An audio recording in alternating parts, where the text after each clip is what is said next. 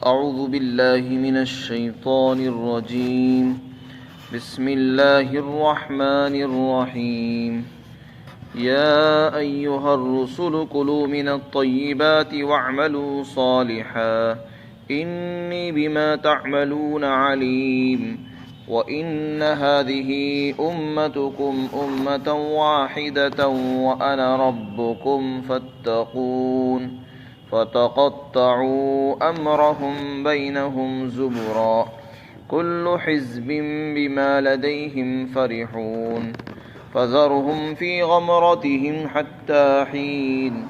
أيحسبون أن ما نمدهم به من مال وبنين نسارع لهم في الخيرات بل لا يشعرون.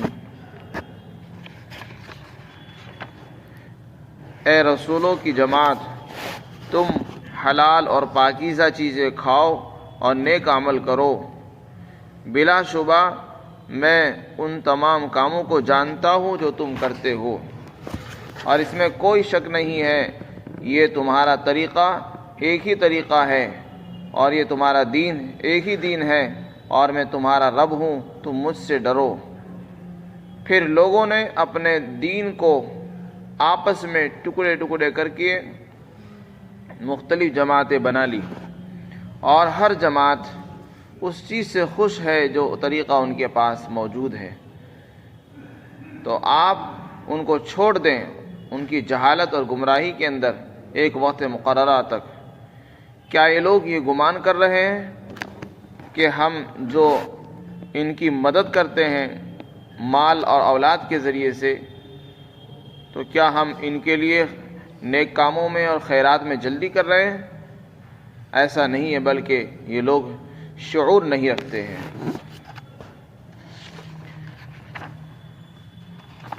آیت شریفہ میں اللہ تعالیٰ نے اپنے رسولوں کو خطاب فرمایا. انبیاء اور رسولوں کی جماعت کو خطاب کر کے اللہ تعالیٰ نے یہاں پر دو اہم حکم ارشاد فرمائے. سب سے پہلا حکم دیا کہ پاکیزہ چیزیں کھاؤ. طیبات کہتے ہیں حلال اور پاکیزہ چیزوں کو، اس لیے کہ جو چیزیں حرام ہیں وہ پاک نہیں ہیں، وہ گندی ہوتی ہیں، اس لیے اللہ تعالیٰ نے ان کو حرام فرمایا ہے. جو چیزیں اللہ نے حرام فرمائی ہیں وہ پاکیزہ ہو ہی نہیں سکتی. ان کے اندر خباثت ہوتی ہے، گندگی ہوتی ہے، ان کے اندر تعفن ہوتا ہے، یا وہ انسان کے بدن میں آنے کے بعد کچھ مضر اثرات پیدا کر سکتی ہیں، اسی لیے اللہ نے ان چیزوں کو حرام قرار دے دیا. اور جو چیزیں حلال ہیں وہ پاکیزہ بھی ہیں، اس لیے اللہ نے ان کو پاکیزہ بنایا ہے. اس لیے جتنی بھی حلال چیزیں ہوتی ہیں قرآن کریم ان کو طیبات کے لفظ سے یاد کرتا ہے. تو فرمایا کہ تم حلال چیزیں کھاؤ. جتنی بھی اللہ نے حلال چیزیں قرار دی ہیں سب کو کھانے کا اہتمام فرمایا. اور دوسرا حکم ارشاد فرمایا کہ نیک عمل کرو. حافظ ابن کثیر رحمۃ اللہ علیہ فرماتے ہیں کہ یہاں پر دو چیزوں کا ایک ساتھ حکم دیا. پہلے حلال کا اہتمام کا حکم دیا کہ حلال کھاؤ، پھر فرمایا کہ نیک اعمال بھی کرو. تو حافظ ابن کثیر رحمۃ اللہ علیہ فرماتے ہیں حلال غذا کو نیک عمل کے اندر بڑا دخل ہے. یعنی حلال غذا انسان کے لیے معین اور مددگار ہوتی ہے نیک اعمال کرنے میں. جو انسان حلال کا اہتمام کرتا ہے اور حرام سے بچتا ہے تو اللہ تعالیٰ اس کو نیک اعمال کی توفیق بھی دے دیتے ہیں. تو یہ ترتیب جو اختیار کی ہے قرآن نے، اس میں اشارہ ہو گیا ہے کہ اگر ہم نیک اعمال چاہتے ہیں، ہم یہ چاہتے ہیں کہ ہم اللہ کی عبادت کریں، اعمال صالحہ کریں، قرآن کی تلاوت ہم کریں، ہمارے گھر میں ہمارے والدین، ہمارے بچے، ہمارے گھر کی مستورات وہ نیک اعمال پر کھڑی ہو جائے، تو اس میں سب سے پہلا قدم یہ اٹھانا ہوگا کہ ہم حلال کا اہتمام خود بھی کریں، ان کو بھی کرائیں. کیونکہ حرام سے انسان کو نیک اعمال کی توفیق نہیں ہوتی. اگر کوئی انسان حرام کھاتا ہے تو حرام کھانے کی وجہ سے اگر وہ نیک اعمال کرنا بھی چاہے گا تو نہیں کر سکتا، اس میں حائل رکاوٹیں پیدا ہو جاتی ہیں. اللہ کے رسول صلی اللہ علیہ وسلم نے فرمایا ان اللہ طیب، اللہ تعالیٰ پاک ہے، پاکیزہ ہے، اور وہ پاک چیز کو ہی قبول کرتا ہے. وہ ناپاک اور گندی چیزوں کو قبول نہیں کرتا، نہ پسند کرتا۔ ان اللہ نظیف یحب النظافہ، اللہ پاک ہے اور پاک چیزوں کو ہی، صفائی کو ہی پسند کرتے ہیں، گندی چیزوں کو پسند نہیں فرماتے۔ تو جو چیزیں اللہ نے حرام فرمائی ان کو اللہ تعالیٰ پسند نہیں کرتے ہیں۔ وَاعْمَلُوا صَالِحًا، اور نیک اعمال کرو۔ تو حلال غذا کو نیک اعمال کے اندر بڑا دخل ہے۔ ایک روایت میں آتا ہے اللہ کے رسول نے فرمایا کہ ایک آدمی ہے اور لمبے لمبے سفر پر جاتا ہے، پراگندہ بال بکھرے ہوئے ہیں، پریشان حال ہے، گرد و غبار اس کے اوپر پڑی رہتی ہے، اور وہ لمبے سفر کے اندر دعا کرتا ہے ہاتھ اٹھا کر کہ اے اللہ یا رب کہہ کر وہ دعا کر رہا ہے، لیکن اس کا کھانا حرام، پینا حرام، اس کا لباس حرام، اس کی ہر چیز حرام ہے، تو بھلا اس کی دعا کہاں قبول ہو سکتی ہے جب اس کا کوئی حلال ہے ہی نہیں، نہ اس کا کھانا حلال ہے، نہ پینا حلال ہے، نہ لباس حلال ہے، نہ اس کی کمائی حلال ہے۔ وہ چاہے 1000 مرتبہ یا رب کہہ کر پکارتا رہے اور سفر میں بھی ہو تب بھی دعا قبول نہیں ہوتی۔ سفر کی مثال پیش کر کے یہ بتا دیا کہ سفر میں دعائیں قبول ہوتی ہے، لیکن جو انسان حرام کھاتا ہے وہ سفر میں بھی دعاؤں کی قبولیت سے محروم رہتا ہے۔ ورنہ اللہ تعالیٰ سفر میں دعائیں قبول فرماتے ہیں، خاص طور سے ایسے آدمی کی جو محتاج ہیں، اپنے وطن سے دور ہے اور پراگندہ بال ہے، پریشان حال ہے، ایسے آدمی کی دعائیں ضرور قبول ہوتی ہے، لیکن چونکہ اس کی غذا حلال نہیں ہے اس لیے اللہ تعالیٰ اس کی دعا قبول نہیں فرماتے۔ تو دعاؤں کی قبولیت کے لیے، عبادت کی قبول کرانے کے لیے حلال کا اہتمام بہت ضروری ہے۔ جو انسان حلال نہیں کھاتا اس کی عبادتیں بھی قبول نہیں ہوتی، دعائیں قبول نہیں ہوتی۔ جو حلال نہیں کھاتا اس کی اولاد فرمانبردار نہیں ہوگی، اولاد فرمانبردار نہیں ہوگی، نافرمان پیدا ہوتی ہے۔ تو اس لیے حلال غذا کو بڑا دخل ہے نیک اعمال میں۔ اللہ تعالیٰ نے جیسے اپنے رسولوں کو خطاب کیا ہے تو ایمان والے تو اس کے زیادہ حقدار ہیں کہ ہم وہ حلال کا اہتمام کریں۔ جو ذات گناہوں سے معصوم ہوتی ہیں، یعنی انبیاء کرام کی جماعتیں، وہ حرام نہیں کھا سکتی اور ان سے حرام کھانا ان کی امید بھی نہیں ہے، اور ان کو کہا جا رہا ہے کہ تم حلال کا اہتمام کرو، تو عام انسان کو کتنے زیادہ اہتمام کی اس کی ضرورت ہے۔ قرآن کریم میں دوسری جگہ پر ایمان والوں کو الگ سے خطاب کیا، یا ایھا الذین آمنوا کلوا من الطیبات کلوا من طیبات ما رزقناکم، اے ایمان والو جو پاکیزہ اور حلال چیزیں ہم نے تمہیں دی ہیں اس میں سے کھاؤ۔ جو بھی سامنے آ جائے اس کو کھانا یہ عقل مندی نہیں ہے۔ آدمی کو یہ دیکھنا چاہیے کہ یہ حلال ہے یا حرام، جو بھی مل جائے اس کو کھا لیا، یہ ایمان والے کا تقاضا نہیں ہے۔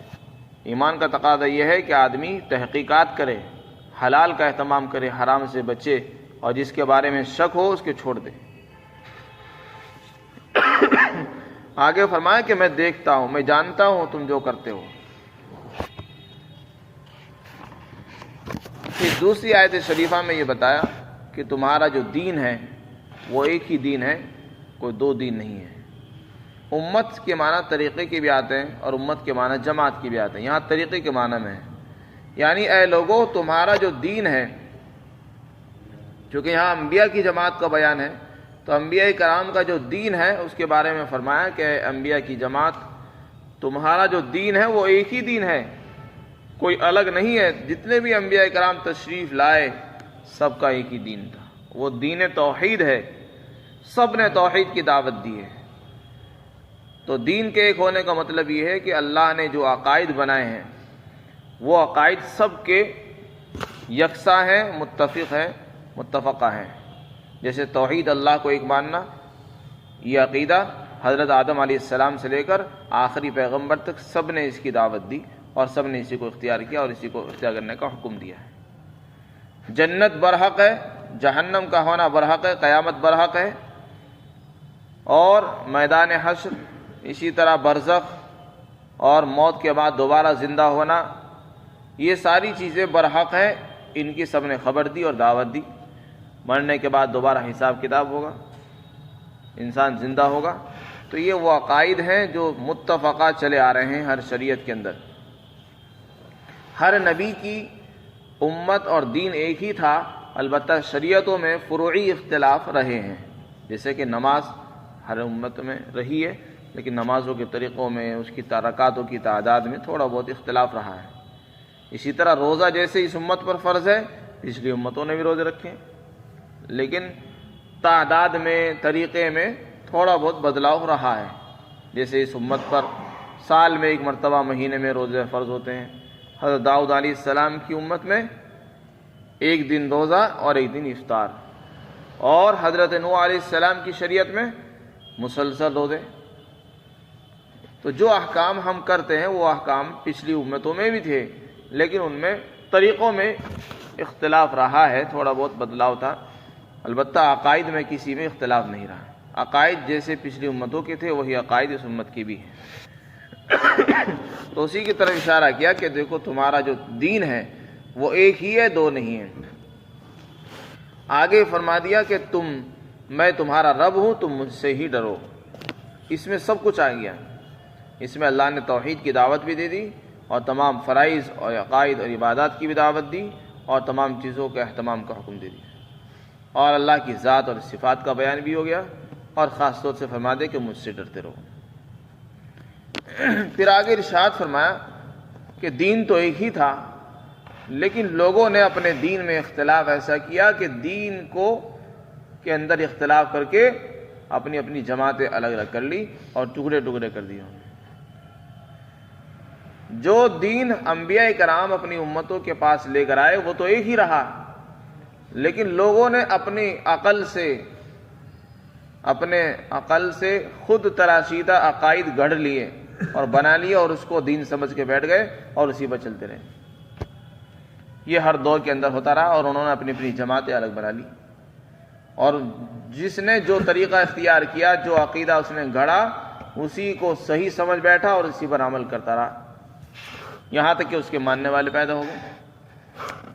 اور یہ طریقہ ہر جماعت میں رہا ہے، یہاں تک کہ مسلمانوں کے اندر بھی بہت سے لوگ جو اسلام کا دعویٰ کرتے ہیں کہ ہم مسلمان ہیں، انہوں نے بھی بہت سے طریقوں میں اختلاف کیا اور اپنی جماعتیں الگ کر لی۔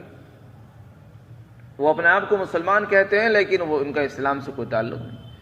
جیسے کہ بہت سے لوگ یہ کہتے ہیں کہ ہم مسلمان ہیں، لیکن ساتھ ساتھ قرآن کے اندر تحریف کا عقیدہ بھی رکھتے ہیں کہ نعوذ باللہ یہ قرآن وہ قرآن نہیں جو محمد الرسول اللہ پر نازل ہوا، بلکہ اس قرآن میں تحریف ہوئی ہے، نعوذ باللہ۔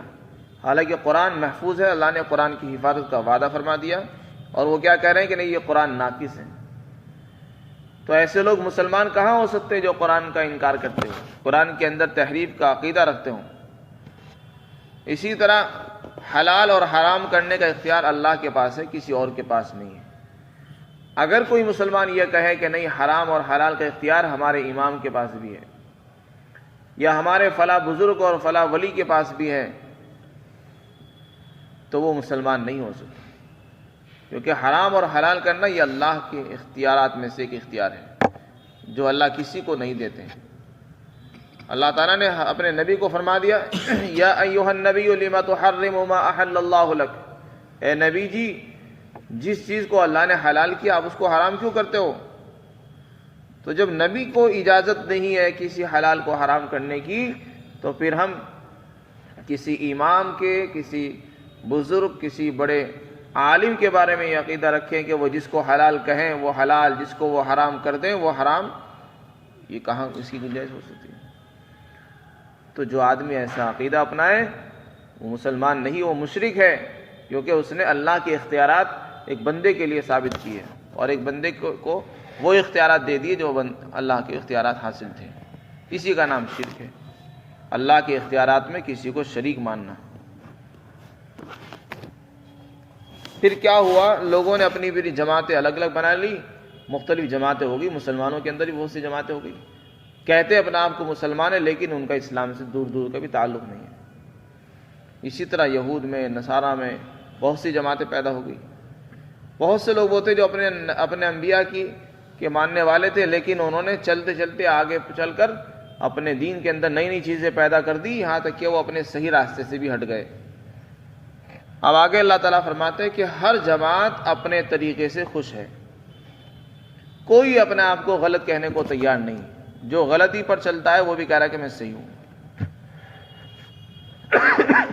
تو یہ حالات ہیں، اور انبیاء کرام ان کو سمجھا رہے ہیں کہ تم غلط ہو، وہ ماننے کو تیار نہیں کہ نہیں، ہم نے تو اپنے باپ کو بھی اسی طرح دیکھا، اپنے دادا کو بھی اسی طرح دیکھا ہے، ہمارے بڑے اسی طرح کرتے آئے، ہم کیوں اس طریقے کو چھوڑیں۔